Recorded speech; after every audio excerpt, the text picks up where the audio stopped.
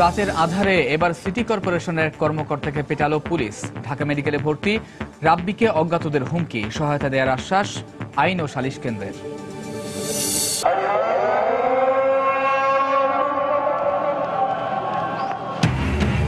বিশ্ব ইজতেমা মাঠে লাখো মুসল্লির জুমার নামাজ আদায়, চলছে জিকির আজকার। নিরাপত্তা নিশ্চিতে আইন শৃঙ্খলা রক্ষা বাহিনী সতর্ক অবস্থানে। স্বাধীনতা বিরোধীদের ইন্ধনে ব্রাহ্মণবাড়িয়ায় বিভিন্ন সাংস্কৃতিক প্রতিষ্ঠানে হামলা, অভিযোগ সংস্কৃতি কর্মীদের, দেশবাসীকে সোচ্চার থাকার আহ্বান। বছরে 10 লাখ পর্যটক এলেও কক্সবাজার সমুদ্র সৈকতে নিরাপত্তায় সরকারি উদ্যোগ দায়সারা। গুরুত্বপূর্ণ স্থানে সিসি ক্যামেরা স্থাপনের দাবি ব্যবসায়ীদের। এবং খুলনায় সিরিজের প্রথম টি-20তে জিম্বাবুয়ের দেয়া 164 রানের টার্গেটে ব্যাট করছে বাংলাদেশ।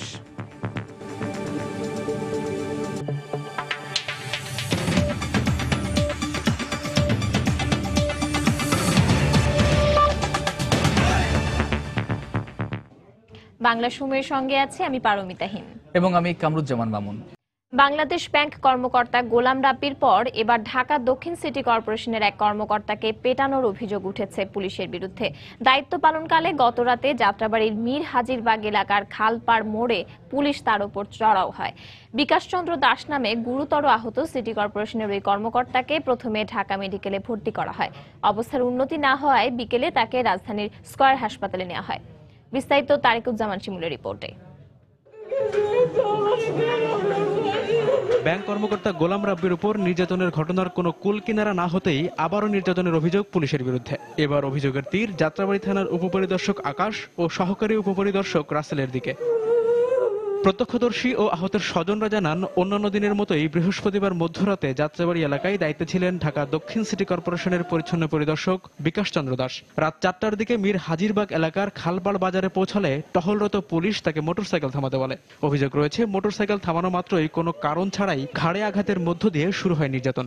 অকথ্য ভাষায় গালাগালের পাশাপাশি এ সময় বিকাশচন্দ্র দাসকে কোনো কথা বলার সুযোগ দেওয়া হয়নি বলেও অভিযোগ করেছেন ঘটনাস্থলের আশপাশে কর্মরত পরিচ্ছন্ন কর্মীরা। লেবারের সাথে কথা বলে হুন্ডা ঘুরাইতে লইছে পরে পুলিশে ডাক দিছে, তা সারে সোলো করছে, সোলো করে পাশে বাড়ি টোট কাটার মধ্যে চিপ দিয়া কয় যে মাছের রাজা ইলিশ আর দেশের রাজা পুলিশ, আম করে কাটাই কি কইব, তোর কোনো বাপ থাকলে লই আয়। গুলি করে বেশি হলে গুলি করাম, তোর কোন বাপ আছে লই আয়। এবার করে আমরা মনে করে পাও ধরছি। পরে আমার ভাইয়ের কাছে ফোন আসে, দৌড়ে যায় দেখি যে ভ্যান গাড়ির মধ্যে মরা মানুষের মতো শোয়াই রাখছে। ওই সময় আস্তে করে উঠে একটু বললো যে আমারে অনেক মারছে, মাথায় বাড়ি দিছে, কপালে, মানে নাক দিয়ে তো রক্ত বেরোইতেছেই। ডাক্তার বলছে যে 24 ঘন্টার আগে কিছু বলা যাবে না। একের পর এক এসব ঘটনার পরও দোষীদের বিরুদ্ধে দৃষ্টান্তমূলক কোনো শাস্তির ব্যবস্থা না নেয়ায় পুলিশি নির্যাতনের ঘটনা ক্রমেই বাড়ছে বলে অভিযোগ করেছেন আহতের স্বজন ও সহকর্মীরা। কিছুদিন আগে বাংলাদেশ ব্যাংকের এক কর্মকর্তাকে মারলো, ওইটার বিচার না হওয়ার কারণে আজকে আমাদের এক স্টাফকে মারলো। পুলিশরা নিরাপত্তা দেবে এদের, কিন্তু পুলিশরাই উল্টা এদের মারে, তাহলে দেশের সরকারি চাকরিজীবীরা কিভাবে কাজ করবে? জানের ঝুঁকিলে আমরা কাজ করুম না, আর আমরা ন্যায্য বিচার চাই স্যারের, যে স্যারের অবস্থা এরকম। এ ব্যাপারে পুলিশের বক্তব্য জানতে যাত্রাবাড়ি থানায় যোগাযোগ করা হলেও ক্যামেরার সামনে কথা বলতে রাজি হননি থানার কোনো কর্মকর্তা। তবে তদন্তে অভিযোগ প্রমাণিত হলে দোষী পুলিশ সদস্যদের বিরুদ্ধে আইনানুগ ব্যবস্থা নেওয়ার কথা জানিয়েছেন ডেমরা জোনের সহকারী পুলিশ কমিশনার। তারিকুজ্জামান শিমুল, সময় সংবাদ, ঢাকা। এদিকে পুলিশি নির্যাতনের শিকার গোলাম রাব্বিকে ঢাকা মেডিকেল কলেজ হাসপাতালের কেবিনে গিয়ে হত্যার হুমকি দিয়েছেন দুজন অজ্ঞাত ব্যক্তি। রাব্বির স্বজনরা জানান, গতকাল মধ্যরাতে তাকে দেখতে আসার নামে এই হুমকি দেওয়া হয়। এদিকে রাব্বিকে দেখতে গিয়ে আইন ও সালিশ কেন্দ্রের পরিচালক বলেছেন, একের পর এক পুলিশি নির্যাতনের ঘটনা প্রমাণ করে নৈতিকভাবে দুর্বল হয়ে পড়েছে এই বাহিনী। বৃহস্পতিবার মধ্যরাতের পর ঢাকা মেডিকেল কলেজ হাসপাতালের 4 নম্বর কেবিনে ঢোকে দুইজন অজ্ঞাত ব্যক্তি। পরে গোলাম রাব্বির খোঁজ খবর নেয়ার সময় নিরাপত্তা ও মামলার তথ্য বদলে দেওয়ার কথা বলে তাকে হত্যার হুমকি দেন ওই দুই ব্যক্তি। রাব্বির কেবিনে যাওয়ার জন্য আমরা লিফটে উঠছিলাম, তখন আমাকে বলছিল যে আচ্ছা রাব্বিকে যে এখানে রাখা হয়েছে সিকিউরিটি কেমন, ওকে তো যে কোনো সময় মেরে ফেলতে পারে। স্টেটমেন্টগুলো দিলেন, অনেকে তো থাকে যে এগুলো দিয়ে পরবর্তীতে আবার সরি বলে আবার এটা উইথড্র করে নেন। আপনাদের বেলায় কি এগুলো হবে কিনা? আচরণ দেখে মনে হচ্ছে হয়তোবা আমাদের উপর একটা প্রেশার ক্রিয়েট করার জন্য হয়তোবা পুনরায় একটা হামলার পরিকল্পনাও তাদের থাকতে পারে। অজ্ঞাত ব্যক্তিদের একজন নিজেকে কনক রওশন নামে পরিচয় দেয় এবং নিজের পেশা হিসেবে সাংবাদিকতার কথা উল্লেখ করেন। পরিচয় জানতে চাইলে বলে তারা আগে একটা মিডিয়া হাউসে কাজ করত এবং সেই মিডিয়া হাউসে আমরা খবর নেই, কিন্তু সে ওই মিডিয়া হাউসে কাজ করতো না। এদিকে শুক্রবার সকালে রাব্বিকে দেখতে এসে আইন ও সালিশ কেন্দ্রের পরিচালক জানান, সাধারণ মানুষের উপর পুলিশের হামলা কোনো ক্রমেই আর বিচ্ছিন্ন ঘটনা হতে পারে না। পুলিশ বাহিনী তার যে নীতি আদর্শ সেই জায়গা থেকে তাদের বিচ্যুতি ঘটেছে। এই বাহিনীর যে সমস্ত দুর্বৃত্তরা এই ধরনের ঘটনার সাথে যুক্ত, তাদেরকে কি করে আইনের আওতায় আনা যায়, এবং এইখানে মনে রাখতে হবে বৃহত্তর স্বার্থে দলীয় দৃষ্টিকোণ থেকে না চিন্তা করে জাতির মঙ্গলের জন্য দলের ঊর্ধ্বে এসে সরকারকে এই কাজটি করতে হবে। বিকেলে রাজধানীর শাহবাগে ব্যাংক কর্মকর্তা গোলাম রাব্বির নির্যাতনের প্রতিবাদে মানববন্ধনে অংশ নেয় রাব্বির সহপাঠী ও সহকর্মীরা। এ সময় তারা নির্যাতনকারী পুলিশ সদস্য মাসুদ শিকদারের দৃষ্টান্তমূলক শাস্তির দাবি জানান। সামিল মুহিত, সময় সংবাদ, ঢাকা। ফজরের নামাজের পর আমবয়নের মধ্য দিয়ে টঙ্গীর তুরাগ তীরে শুরু হয়েছে 51তম বিশ্ব ইজতেমার দ্বিতীয় পর্ব। ইজতেমা ময়দানে আজ লাখো মুসল্লি জুমার নামাজ আদায় করেন। এরপর থেকে চলছে জিকির আজগার। এদিকে ইজতেমা ময়দান সহ আশপাশের এলাকায় নাশকতা এড়াতে আইন শৃঙ্খলা রক্ষা বাহিনী সতর্ক অবস্থানে রয়েছে বলে জানিয়েছেন র্যাবের মহাপরিচালক।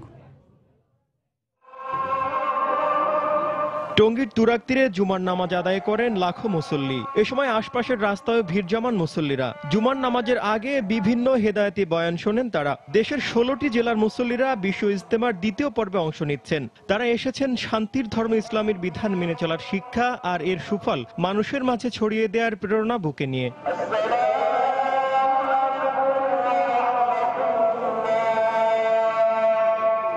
আল্লাহ তাআলা মানুষদেরকে তৌফিক সবাইকে দেননি, আবার সবাই আসতেও পারবে না।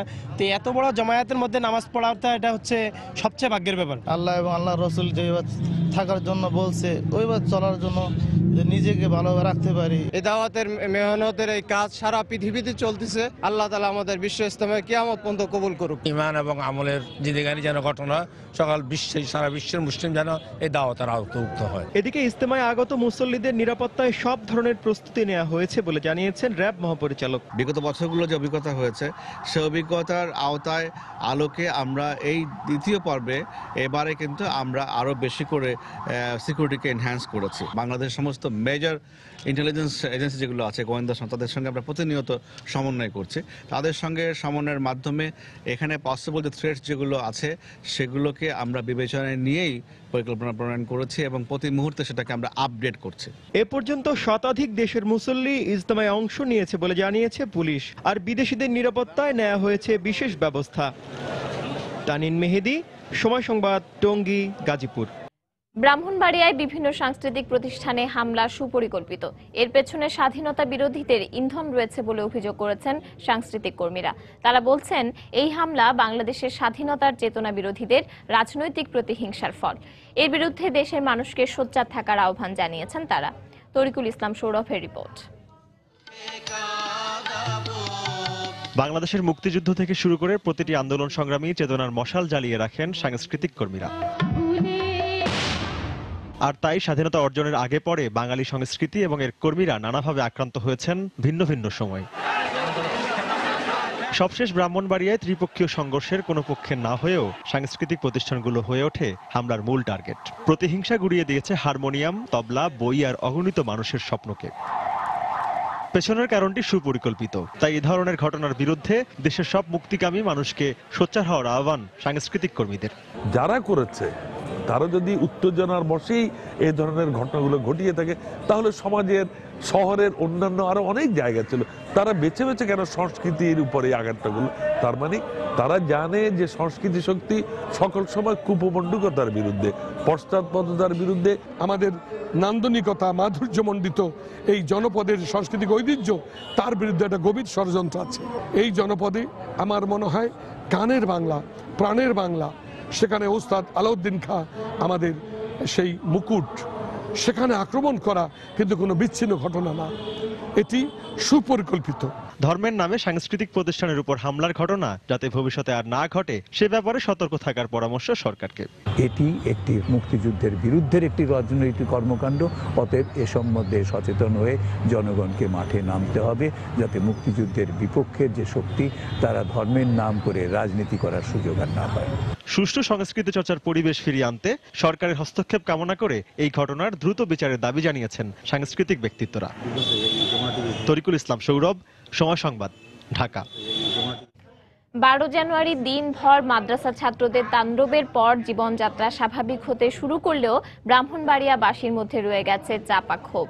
শহরের বিভিন্ন স্থানে এখনও পুলিশের টহল রয়েছে, মোতায়েন আছে 2 প্লাটুন বিজিবিও। হামলা ও ভাঙচুরের ঘটনায় ক্ষতিগ্রস্ত প্রতিষ্ঠানের পক্ষ থেকে সদর থানায় 9টি সহ 10টি মামলা করা হয়েছে। এসব মামলায় আসামি করা হয়েছে 7,000-এরও বেশি জনকে।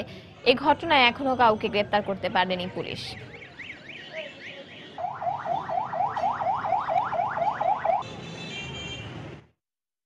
গত মঙ্গলবার যে অনাকাঙ্ক্ষিত ঘটনা ঘটে গেছে ব্রাহ্মণবাড়িয়া সদর মডেল থানা এলাকায়, এই সংক্রান্তে ব্রাহ্মণবাড়িয়া সদর মডেল থানায় 9টি মামলা এবং জিআরপি থানায় 1টি মামলা সহ মোট 10টি মামলা রুজু করা হয়েছে। মামলাগুলো বর্তমানে তদন্তের একদম প্রাথমিক পর্যায়ে আছে। আমাদের যে গোয়েন্দা সংস্থা আছে তারাও কাজ করছে। তদন্ত কার্যক্রমের পরেই আমরা আসামি গ্রেফতারের অভিযানে যাব। বাংলা সময়ে আরো থাকছে। ফেনীতে অপহরণের পর গণধর্ষণের শিকার 9ম শ্রেণীর এক ছাত্রী, অভিযোগ পরিবারের, মামলা দায়ের, জড়িত সন্দেহে আটক 1। বিশ্বের দীর্ঘতম সমুদ্র সৈকত কক্সবাজার। প্রতি বছর গড়ে 10 লাখ পর্যটক ভ্রমণ করেন কক্সবাজারে, কিন্তু তাদের নিরাপত্তায় পর্যটন সংশ্লিষ্ট ব্যবসায়ীরা সামান্য উদ্যোগ নিলেও তা পর্যাপ্ত নয়। অন্যদিকে এ ব্যাপারে সরকারি উদ্যোগ অনেকটা দায়সারা। এ অবস্থায় ব্যবসায়ীদের দাবি গুরুত্বপূর্ণ স্পটসমূহে সিসি ক্যামেরা স্থাপনের, আর সংশ্লিষ্টরা বলছেন 16টি স্পটে সিসি ক্যামেরা স্থাপনের প্রক্রিয়া চলছে। সুজয়দিন রুবেলের পাঠানো তথ্য ছবি নিয়ে ডেস্ক রিপোর্ট। বিশ্বের দীর্ঘতম সমুদ্র সৈকত কক্সবাজারে পর্যটকদের আকর্ষণের জন্য রয়েছে পাহাড়, ঝর্ণা, প্রবালদ্বীপ, সেন্ট মার্টিনের মতো স্পট। তাই সুযোগ পেলেই এখানে ছুটে আসেন দেশি বিদেশি হাজার হাজার পর্যটক। পর্যটনের ভর মৌসুমে এখন প্রতিদিনই আসছেন 30,000-এর অধিক ভ্রমণ পিপাসু।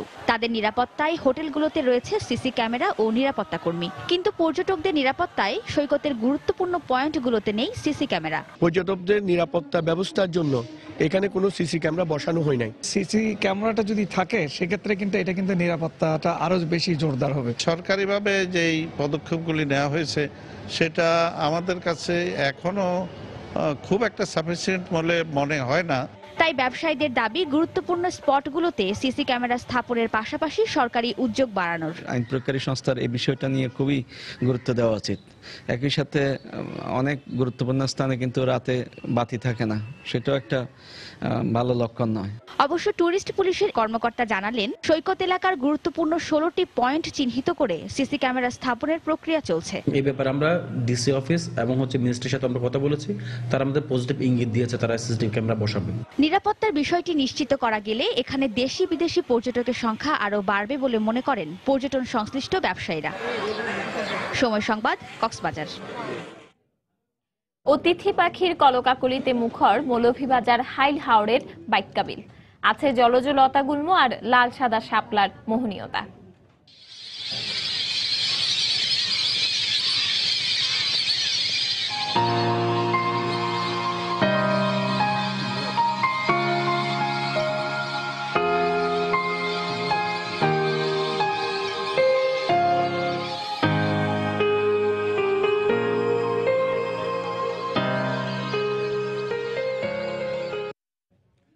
বাইক্কা বিল নিয়ে রিপোর্ট থাকছে সংবাদের শেষাংশে, দেখার আমন্ত্রণ রইল। বাংলাদেশ জিম্বাবুয়ে টি-20 সিরিজ প্রসঙ্গ। সিরিজের প্রথম টি-20তে জিম্বাবুয়ের দেয়া 164 রানের লক্ষ্যে ব্যাট করছে বাংলাদেশ। খুলনায় টস জিতে 7 উইকেট হারিয়ে 163 রান করে জিম্বাবুয়ে। জবাবে শেষ খবর পাওয়া পর্যন্ত টাইগারদের সংগ্রহ 6 উইকেটে 145 রান। টস জিতে টাইগার বোলারদের সাবধানে মোকাবেলা করতে থাকেন জিম্বাবুয়ের 2 উদ্বোধনী ব্যাটসম্যান। ধীরে ধীরে খোলস ছেড়ে স্বাগতিক বোলারদের ওপর চড়া হয় মাসাকাজা ও শিবান্দা জুটি। 101 রানের জুটি গড়ে শিবান্দা ফেরেন 46 রানে। অন্যদিকে থেকে ক্যারিয়ারের নবম টি-20 50 তুলে মাসাকাজ্জা ফেরেন ব্যক্তিগত ৭৯ রানে। দ্রুতই সতীর্থকে অনুসরণ করেন জিকুম্বুরাও। এরপর মুস্তাফিজুর আলামিনের বোলিং তোপে নির্ধারিত ওভার শেষে 7 উইকেটে 163 রান করে জিম্বাবুয়ে। জবাবে তামিম ইকবাল ও সৌম্য সরকারের ব্যাটে উড়ন্ত সূচনা পায় বাংলাদেশ, কিন্তু দলীয় 31 রানে ব্যক্তিগত 7 রান করে রান আউট হয়ে ফিরে যান সৌম্য সরকার এবং 29 রান করা তামিমকে ফেরান ক্রেমার। দলীয় 74 রানে 6 রান করে দ্রুতই ফিরে যান শুভাগত। তবে সাব্বির ও মুশফিকের দায়িত্বপূর্ণ ব্যাটিংয়ে বিপর্যয়ের সামনে ঘুরে দাঁড়ায় বাংলাদেশ। এরপর 46 রান করে সাব্বির ও 26 রান করে মুশফিক বিদায় নিলে আবারও কিছুটা চাপে পড়েছে বাংলাদেশ। মাহমুদুল্লাহ হাল ধরতে এসেও 7 রান করে ফিরে গেছেন। দর্শক, এই মুহূর্তে খুলনার শেখ আবু নাসের স্টেডিয়ামে আছেন আমাদের সহকর্মী হুমায়ুন কবির রোজ। চলে যাচ্ছি তার কাছে। রোজ,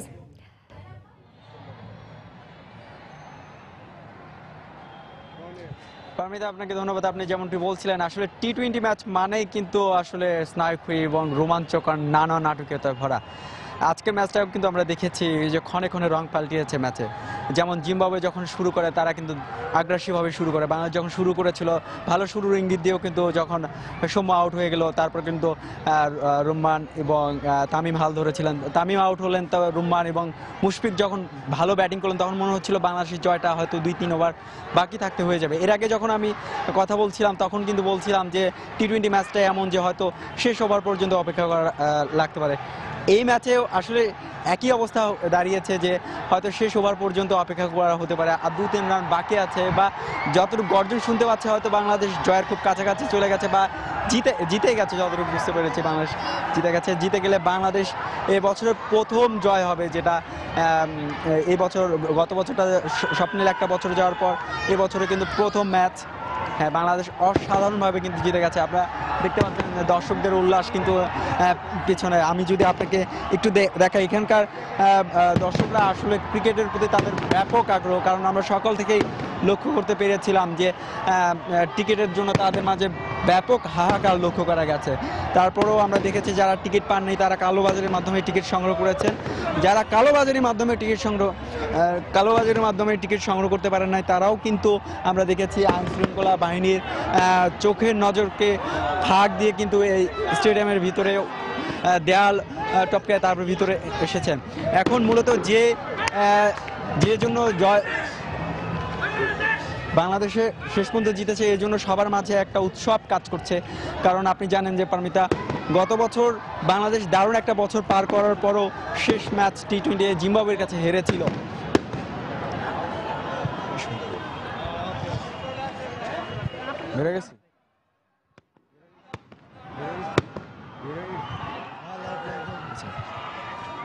সাধারণ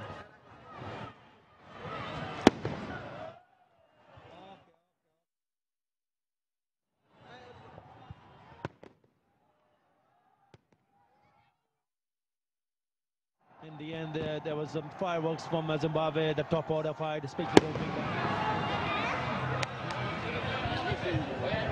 যেমন দর্শকের মাঝে যে উৎসাহ উদ্দীপনা দেখতে পাচ্ছেন, এটা মূলত হচ্ছে যে এর আগে আমি আর একটা ইনফরমেশন আপনাকে পারমিতা আমি জানিয়ে রাখি।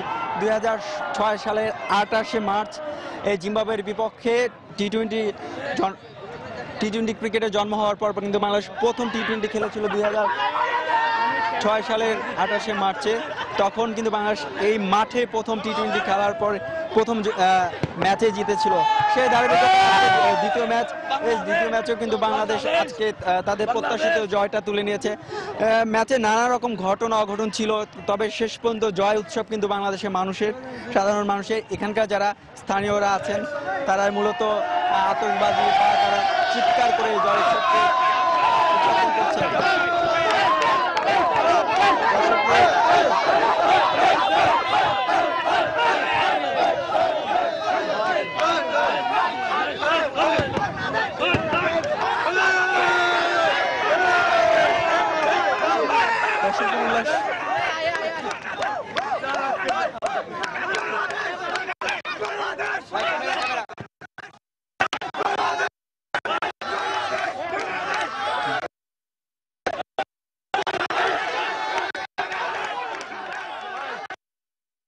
শুধু মুক্তিযোদ্ধারাই নয়, বংশক্রমে তাদের পরিবারের সদস্যরাও সব ধরনের রাষ্ট্রীয় সুযোগ সুবিধা পাবেন বলে জানিয়েছেন শিল্পমন্ত্রী আমির হোসেন আমু।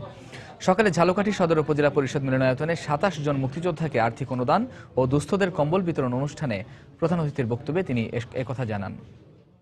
একজন মুক্তিযোদ্ধা যে ভাতাটা পাচ্ছেন তার অবর্তমানে তার ছেলে পাবেন, তার ছেলের অবর্তমানে তার নাতি পাবেন, এমনিভাবে বংশানুক্রমে এই মুক্তিযোদ্ধা পরিবারগুলি ভাতা শুধু নয়, সমস্ত সুযোগ সুবিধা মুক্তিযোদ্ধাদের জন্য যেটা দেওয়া হয়েছে প্রত্যেকটি সুযোগ সুবিধা আজকে সেই পরিবারগুলি বংশানুক্রমিকভাবে ভোগ করবে। কেরানীগঞ্জে শীতার্তদের মাঝে কম্বল বিতরণ করেছেন খাদ্যমন্ত্রী অ্যাডভোকেট কামরুল ইসলাম। সকালে উপজেলা পরিষদ প্রাঙ্গণে কম্বল বিতরণ করা হয়। অনুষ্ঠানে উপজেলা আওয়ামী লীগের আহ্বায়ক শাহিন আহমদ সহ অন্য নেতাকর্মী ও উপজেলা নির্বাহী কর্মকর্তা উপস্থিত ছিলেন। এ সময় খাদ্যমন্ত্রী বলেন, শুধু রাজনৈতিক দল নয়, সমাজের প্রত্যেক বিত্তশালীকেই অসহায় মানুষের পাশে দাঁড়ানো উচিত। পরে শতাধিক দরিদ্র ব্যক্তির মাঝে কম্বল বিতরণ করা হয়।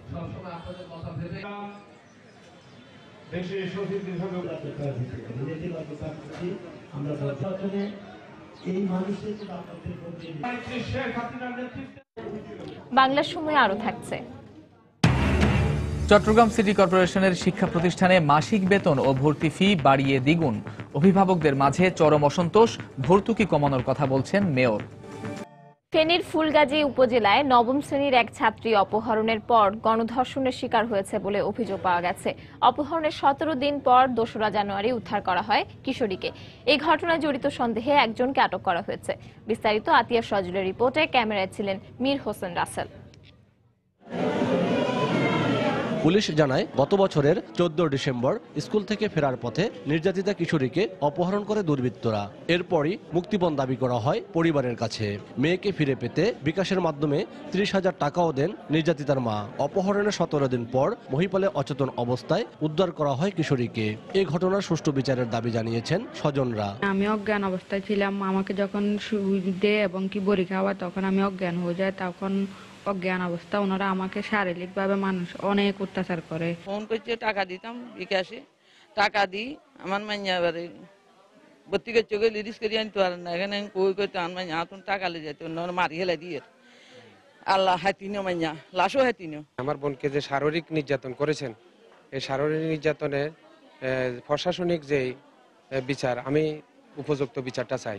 কিশোরী ধর্ষণের শিকার কিনা তা পরীক্ষা নিরীক্ষার পর নিশ্চিত হওয়া যাবে বলে জানিয়েছেন চিকিৎসক। অ্যাকর্ডিং টু রেপ কেস, তো আমরা ওর ভেজানাল সোয়াব এবং মেডিকেল এক্সামিনেশন করি এবং ভেজানাল সোয়াব সেন্ড করি। তো এখন আমাদের পরীক্ষার রিপোর্ট আসে নাই, এখনো পর্যন্ত রোগীর শারীরিক কন্ডিশন ভালো।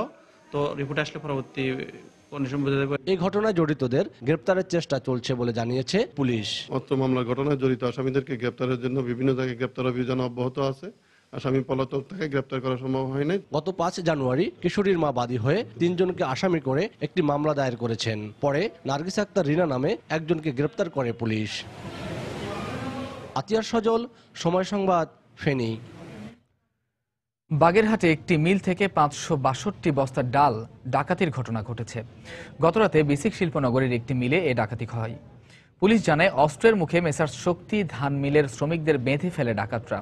পরে গোডাউনের তালা ভেঙে ৭৫ কেজি ওজনের ৫৬২ বস্তা ডাল ট্রাকে তুলে পালিয়ে যায় তারা।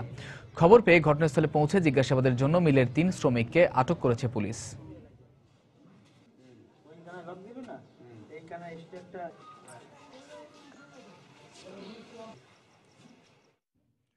হবিগঞ্জে নাশকতার পরিকল্পনার অভিযোগে জেলা জামায়াতের আমির সহ ১৪ নেতাকর্মীকে আটক করেছে পুলিশ।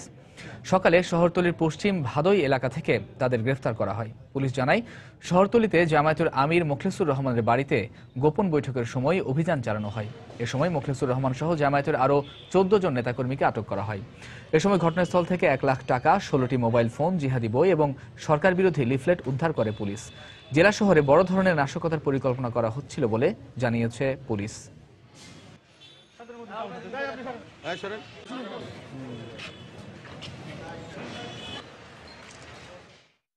হবিগঞ্জ সদর থানাধীন ভাদুই এলাকা হতে জেলা জামাত আমিরের বাড়ি হতে গোপন সভা চলাকালীন অবস্থায় বিপুল পরিমাণ জিহাদি বই, নগদ টাকা এবং অন্যান্য সরঞ্জাম সহ মোট ১৪ জনকে আমাদের জেলার ডিবির টিম এবং সদর থানার টিম গ্রেফতার করে।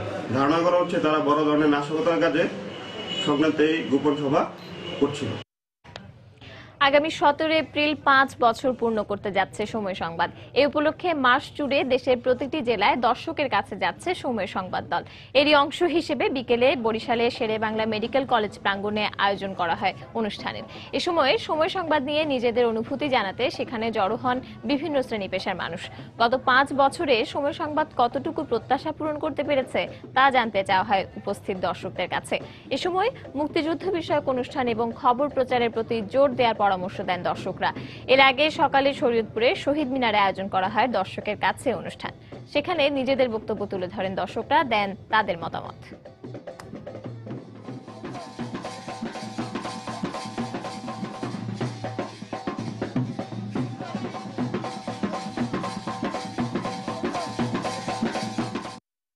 সময় টেলিভিশনের কাছ থেকে যেটা আমার প্রত্যাশা, এটা আরেকটু ডেভেলপ করা উচিত। সময় চ্যানেলে বিনোদনমূলক কিছু থাকুক, সেটি আমি আশাবাদী। বৌদ্ধভূমি, মুক্তিযুদ্ধ, এমনকি এই যে বিমানবন্দর বা যে ব্যবসায়িক সেন্টার হচ্ছে, পায়রা বন্দর হচ্ছে, এই জিনিসগুলোকে আরো ব্যাপকভাবে জনসমক্ষে তুলে ধরেন। জেলার থেকে যদি কোনো নতুন প্রতিভা সৃষ্টির জন্য কোনো অনুষ্ঠান তারা সৃষ্টি করতে পারতো, নতুন প্রতিভা বের করে আনার জন্য, এটার জন্য আমি সময় টিভির কাছে দাবি জানাচ্ছি। যদি আরো একটু বিজ্ঞাপন কম দেয় তাহলে আরো ভালো হবে। খবরটাই সময় টিভিতে বেশি দেখা হয়, বিশেষ করে আমি খেলার খবরটা একটু বেশি দেখি। খবরের পরিবর্তে যদি আরো এক্সট্রা কোনো ছোটদের আয়োজন করা হতো তাহলে আরো ভালো হতো। চট্টগ্রাম সিটি কর্পোরেশনের শিক্ষা প্রতিষ্ঠানগুলোতে মাসিক বেতন দ্বিগুণ করা হয়েছে, বাড়িয়ে দেওয়া হয়েছে ভর্তি ফিও। 100 টাকার বেতন এখন 200 টাকা, আর 1900 টাকার পরিবর্তে ভর্তি ফি পরিশোধ করতে হবে 2700 টাকা। ঘোষণা ছাড়া বেতন ও ভর্তি ফি বাড়ানোয় অভিভাবকদের মধ্যে চরম অসন্তোষ দেখা দিয়েছে। তবে সিটি মেয়র বলছেন, শিক্ষা খাতে ভর্তুকি কমাতে বেতন ও ফি বাড়ানো হয়েছে। বিস্তারিত জানাচ্ছেন পার্থপ্রতিম বিশ্বাস। চট্টগ্রামে সিটি কর্পোরেশন পরিচালনাধীন 46টি স্কুল এবং 18টি কলেজে শিক্ষার্থীর সংখ্যা প্রায় 70,000, আর শিক্ষক ও কর্মচারী রয়েছে 1600। এসব শিক্ষা প্রতিষ্ঠান পরিচালনায় বছরে খরচ হয় 43 কোটি টাকা। শিক্ষার্থীদের কাছ থেকে বেতন এবং ফি বাবদ আয় হয় 23 কোটি টাকা। বাকি টাকা ভর্তুকি দেয় কর্পোরেশন, কিন্তু এবছর বিদ্যালয়গুলোতে ভর্তি ফি ও মাসিক বেতন বাড়িয়ে দেওয়া হয়েছে। সিটি কর্পোরেশনের শিক্ষা ব্যবস্থা কিন্তু অবৈতনিক নয়। সেই ক্ষেত্রে ক্লাস 6-এ আমরা 2540 টাকা এবং ক্লাস 9-এ 2740 টাকার মতো ভর্তি ফি নির্ধারণ করেছি এবং বেতন নির্ধারণ করেছি 6-এ 160 এবং ক্লাস 10-এ এবং 9-10-এ যে 200 টাকা করে। কিন্তু পূর্ব ঘোষণা ছাড়াই বেতন ও ভর্তি ফি দ্বিগুণ করায় সমস্যায় পড়েছেন অভিভাবকরা। হঠাৎ করে বেতন বাড়িয়ে দিয়েছে, এই ব্যাপারে কাউকে কিছু ইনফরমেশন করে নাই, এটা আমাদের জন্য জবর হয়ে গেছে। যে শ্রেণীগুলো এখানে পড়ায় তাদের তো এত বেশি সামর্থ্য নাই যে বেশি দেওয়ার মতো। যদি প্রতি বছরই এরকমের বাড়াইতে থাকে তাহলে তো লেখাপড়া বন্ধ করে দিয়ে বাচ্চাদেরকে আমাদের সাথে কাজে নিয়োজিত করতে হবে। তবে সিটি মেয়র বলছেন, বিশাল অঙ্কের ভর্তুকি কমাতে এই সিদ্ধান্ত নেওয়া হয়েছে। সক্ষমতা না থাকে আমি ভর্তুকি করতে গিয়ে দিব। আমাদের টার্গেট হলো ইতিমধ্যে রাস্তা অর্জন করেছে, এগুলোর মানটা আরো বৃদ্ধি করা, আর যেগুলো এখনো পর্যন্ত আপ টু দ্য মার্ক না সেগুলোকে একটা মানসম্পন্ন পর্যায়ে নিয়ে আসা। তবে ভর্তুকি কমাতে গিয়ে মেধাবী শিক্ষার্থীরা যাতে ঝরে না পড়ে সেদিকে নজর দেওয়ার দাবি শিক্ষাবিদের। মধ্যবিত্ত বা নিম্ন মধ্যবিত্ত শ্রেণী বা নিম্ন শ্রেণীর লোকজন যারা সেখানে সিটি কর্পোরেশনের বিদ্যালয়গুলো পড়াশোনা করছে, সেক্ষেত্রে সঠিক সিদ্ধান্ত নিতে হবে যাতে অভিভাবকরা কোনোভাবে আর্থিক সংকটে না পড়ে। এর আগে গত জুনে সিটি কর্পোরেশনের কলেজগুলোর বেতন ও ভর্তি ফি বাড়ানো হয়। পার্থপ্রতিম বিশ্বাস, সময় সংবাদ, চট্টগ্রাম। রাজশাহীতে শুরু হয়েছে দুদিন ব্যাপী বইমেলা। বাংলাদেশ ইতিহাস সম্মিলনী এ মেলার আয়োজন করেছে। সকালে রাজশাহী কলেজের লাইব্রেরি প্রাঙ্গণে এই মেলার উদ্বোধন করেন প্রফেসর ডক্টর মুনতাসির মামুন। মেলায় শুধুমাত্র মুক্তিযুদ্ধ ও ইতিহাস বিষয়ক বই স্থান পেয়েছে। পরে রাজশাহী কলেজ অডিটোরিয়ামে এক আলোচনা সভার আয়োজন করা হয়। এ সময় বক্তারা ইতিহাসের গুরুত্ব তুলে ধরে শিক্ষার্থী সহ দেশের মানুষকে সঠিক ইতিহাস চর্চার আহ্বান জানান।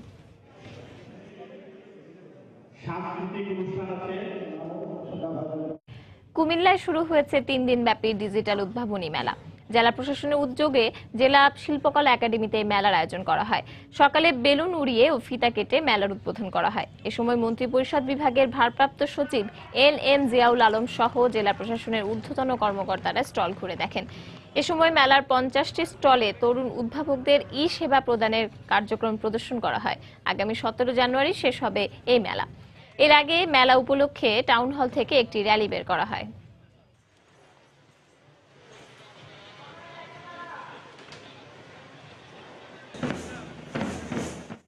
টাঙ্গাইলে মধুপুর শহীদ স্মৃতি উচ্চ বিদ্যালয়ে প্রাক্তন ছাত্রদের পুনর্মিলনী অনুষ্ঠিত হয়েছে। অনুষ্ঠানে অবসরপ্রাপ্ত শিক্ষকদের সংবর্ধনা দেওয়া হয়। মধুপুর শহীদ স্মৃতি অ্যালামনাই অ্যাসোসিয়েশন এই অনুষ্ঠানের আয়োজন করে। সকালে বিদ্যালয় প্রাঙ্গণে নতুন ভবনের ভিত্তিপ্রস্তর স্থাপনের মধ্য দিয়ে পুনর্মিলনী অনুষ্ঠান শুরু হয়। পরে অনুষ্ঠানের সূচনা বক্তব্য রাখেন অ্যালামনাই অ্যাসোসিয়েশনের সদস্য সচিব মোহাম্মদ আব্দুল আলিম। এরপর একটি আনন্দ র্যালি উপজেলা শহরের বিভিন্ন সড়ক প্রদক্ষিণ করে।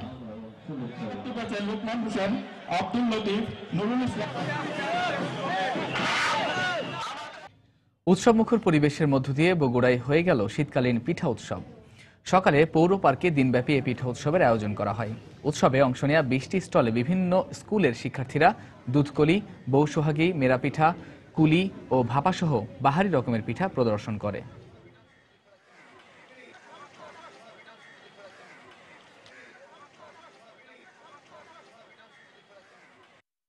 এইখানে ভাপা পিঠা, পাটিসাপটা পিঠা এবং ঝাল ডাল পিঠার চাহিদাটা একটু বেশি। আমরা এগুলো সব নিজে হাতে বানিয়েছি। 20 আইটেমের মতো পিঠা তৈরি করেছি। সবকিছুই দেখলাম এবং অনেক ভালো লাগলো এবং পিঠার যে সমার এখানে এই সমারটা অনেক সুন্দর। বাঙালি সংস্কৃতির যে উপাদান আছে যেটা আমাদের নিজস্ব প্রকৃতির বিভিন্ন ঋতুতে যে উৎসবগুলো হয় সেই ঋতুর অন্যতম শীতকালের এই পিঠা উৎসবটি আমরা এই জন্য আয়োজন করেছি। সুনামগঞ্জে অনুষ্ঠিত হলো হাওড়াঞ্চলের ঐতিহ্যবাহী ঘোড়দৌড় প্রতিযোগিতা। দুদিন ব্যাপী এই আয়োজনে সিলেট বিভাগের বিভিন্ন অঞ্চল থেকে অংশ নেয় শতাধিক ঘোড়া। সুনামগঞ্জ প্রতিনিধি হিমাদ্রি শেখরের পাঠানো তথ্য ছবি নিয়ে ডেস্ক রিপোর্ট। রূপকথা নয়, বাস্তবে পঙ্খিরাজ ঘোড়ার দেখা পাওয়া গেল সুনামগঞ্জের রামগড়ে। শুধু পঙ্খিরাজ নয়, ইংল্যান্ড লিজেন্ড, লাল বাদশাহ, রূপলাল, বিজয় বাংলা সহ বাহারি নামের প্রায় শতাধিক ঘোড়ার মেলা বসেছিল জামালগঞ্জ উপজেলার সাচনাবাজার ইউনিয়নের 10 নালিয়া হাওরের উন্মুক্ত প্রান্তরে। প্রাচীন ঐতিহ্যের ধারাবাহিকতায় প্রতি বছর সুনামগঞ্জবাসী আয়োজন করে থাকে জমজমাট ঘোড়দৌড় প্রতিযোগিতা। সুনামগঞ্জের পাশাপাশি সিলেট, হবিগঞ্জ, মৌলভীবাজার ও নেত্রকোনা জেলা থেকে ঘোড়া নিয়ে ঘোড়ার মালিকরা অংশ নেন দুদিন ব্যাপী এই আয়োজনে। ঘোড়া আনছি গতকালকে 2,40,000 টাকা দিয়ে এই মাঠের মাঝে অংশগ্রহণ করছি। আমি নিজে আনন্দ পাই ও আমার জনগণকে আনন্দ দিতে চেষ্টা করতেছি। এই ঘোড়ার দুধটা দেশ থাকতো আমার বয়স 70 গেছে, আরো বাচ্চা কাচ্চা এই ঘুরতে করতে, এই ঘুরতির মাঝে কোনো ডিস্টার্ব নাই। চিত্ত বিনোদনের কোনো ব্যবস্থা এলাকায় না থাকার কারণে তারা প্রতি বছর এটা করে থাকে।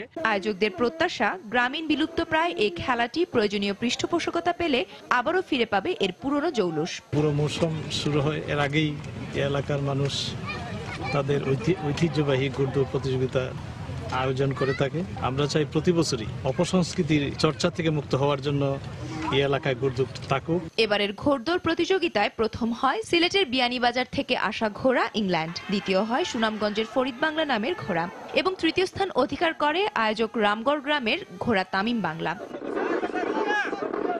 আকর্ষণীয় প্রতিযোগিতা উপভোগ করতে দূর দূরান্ত থেকে হাওর পাড়ে জড়ো হন উৎসুক দর্শকরা।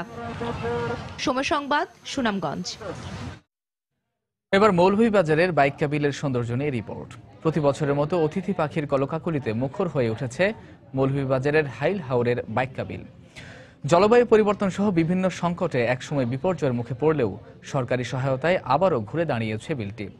শাহ অলিদুর রহমানের পাঠানো তথ্য ছবি নিয়ে ডেস্ক রিপোর্ট।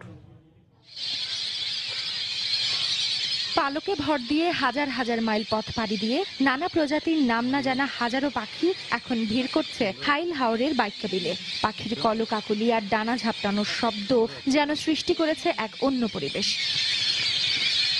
এছাড়া জলজ নানা লতাগুল্ম আর লাল সাদা শাপলায় মোহনীয় হয়ে উঠেছে গোটা হাওর এলাকা। পাখি, মাছ বা আরো অন্যান্য অনেক কিছুই দেখলাম, দেখে ভালো লাগলো। সরকারের চেষ্টা যদি আরো এটা উন্নত হয় তাহলে আমরা এই জীববৈচিত্র্যগুলো দেখতে পাবো এবং আমাদের পরবর্তী প্রজন্ম যারা আমাদের ছোট ছোট ভাই বোন রয়েছে তাদের জন্য এই দেখার সুযোগটা আরো ভালো হবে। প্রাকৃতিক নানা প্রতিকূলতার পরও বারবারই ঘুরে দাঁড়িয়েছে বাইক্কা বিল, যা এখন রূপ নিয়েছে প্রকৃতির নৈসর্গিক সৌন্দর্যে। এই বছরে কিছু মানে হেভি শাওয়ার হওয়ার কারণে আমাদের কিছু অ্যাকুয়াটিক ভেজিটেশন নষ্ট হয়েছে, যার কারণে পাখি আবার আসা শুরু করছে এবং পাখি নিরাপদ আবাসস্থল হিসেবে এই বাইক্কা বিলকে বেছে নিয়েছে। 2003 সালে ভূমি মন্ত্রণালয় বিলুপ্ত প্রজাতির মাছের বংশ রক্ষার্থে হাইল হাওরের 3টি বিলের সমন্বয়ে 170 হেক্টর আয়তনের জলাভূমিকে একটি স্থায়ী অভয়াশ্রম হিসেবে ঘোষণা করে। সময় সংবাদ, মৌলভীবাজার। বাংলা সময়ের শীর্ষ সংবাদগুলো জানিয়ে দিচ্ছে আরেকবার।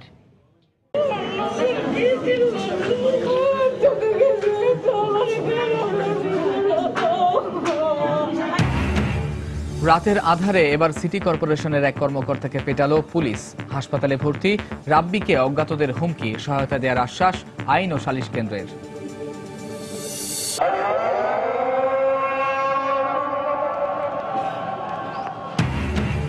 বিশ্ব ইজতেমা মাঠে লাখো মুসল্লির জুমার নামাজ আদায়, চলছে জিকির আজকার। নিরাপত্তা নিশ্চিতে আইন শৃঙ্খলা রক্ষা বাহিনী সতর্ক অবস্থানে।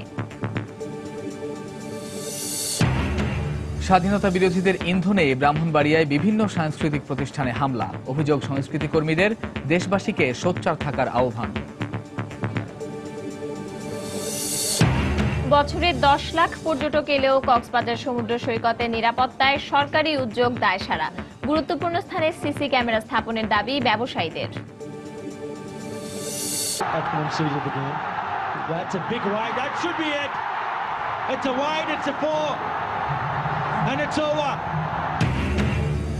এবং খুলনায় সিরিজের প্রথম টি-20তে জিম্বাবুয়েকে 4 উইকেটে হারিয়ে বাংলাদেশের জয়।